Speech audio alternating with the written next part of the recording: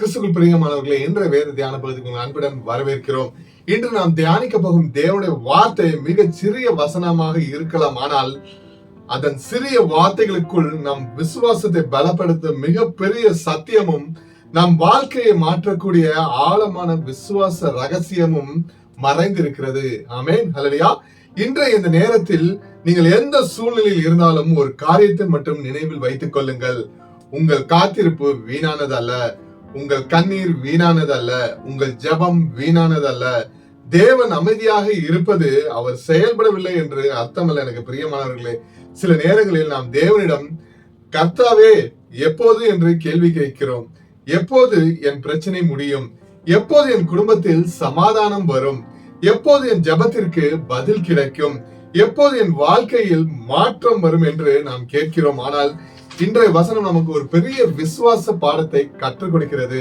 வாசிப்போம். ஆதியாகமம் 49ஆம் அதிகாரம் 18ஆம் வசனம்.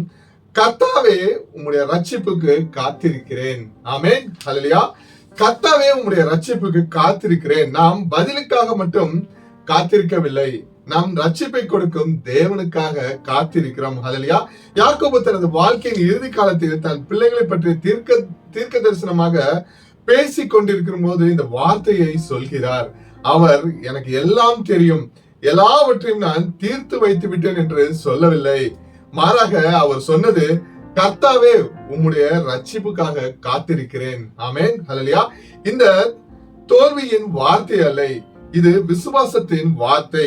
இது நம்பிக்கையற்ற மனிதனின் அழுகை அல்ல, இது தேவனை நம்புகிற மனிதனின் எதிர்பார்ப்பு. ஹல்லேலூயா. சில நேரங்களில் நம்முடைய வாழ்க்கையில் நாம் எதிர்பார்த்த பதில் உடனடியாக வருவதில்லை. ஜெபித்தோம், கண்ணீர் விட்டோம், காத்திருந்தோம், ஆனால் சூழ்நிலை மாறவில்லை. அப்போது நம்முடைய மனதில் ஒரு கேள்வி எழும்புகிறது, தேவன் என் ஜெபத்தை கேட்கிறாரா? ஆம் பிரியமானவர்களே, அவர் கேட்கிறார். தேவன் என்னை காண்கிறாரா? ஆம் பிரியமானவர்களே, அவர் நம்மை காண்கிறார். அப்படியானால் ஏன் இன்னும் பதில் வரவில்லை? கிறிஸ்துவுக்குள் பிரியமானவர்களே, நீங்கள் காத்திருக்கிறீர்கள் என்பதால் தேவன் அமைதியாக இருக்கிறார் என்று நினைக்காதீர்கள். உங்கள் கண்களுக்கு மறைவாக உங்கள் பதிலுக்காக தேவன் வழியை ஆயத்தம் பண்ணி கொண்டிருக்கிறார். சில நேரங்களில் தேவன் நம்முடைய பிரச்சனையை உடனடியாக அகற்றாமல் அதன் நடுவில் நம்மை தாங்குகிறார். சில நேரங்களில் அவர் கதவை உடனடியாக திறக்காமல் காத்திருக்கிற விசுவாசத்தை உருவாக்குகிறார். இன்று தேவன் உங்களிடம் சொல்லும் வார்த்தை, கைவிடாதே, காத்திரு, நான் ரட்சிப்பை கொண்டு வருவேன். ஆமென். கிறிஸ்துவுக்குள் பிரியமானவர்களே, இந்த நற்செய்திக்கான முழு காணொளியும் எங்கள் யூடியூப் தளத்தில் பதிவிட்டுள்ளோம். முழு காணொளியும் பார்த்து ஆசீர்வாதத்தை சுதந்திரித்துக் கொள்ளுங்கள்.